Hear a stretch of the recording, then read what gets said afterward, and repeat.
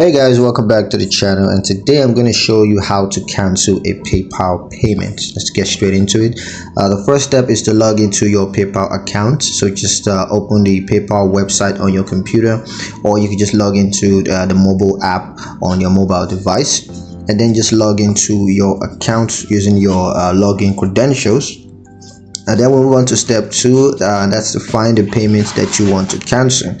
So you gotta click on activity in the top navigation bar on desktop or the bottom navigation bar on mobile. Just locate the payment that you want to cancel in your transaction history and just click that. Now step 3 is to cancel the payment. So after you've clicked on the payment to view its details, now if the payment is eligible for cancellation, you're gonna see a cancel button.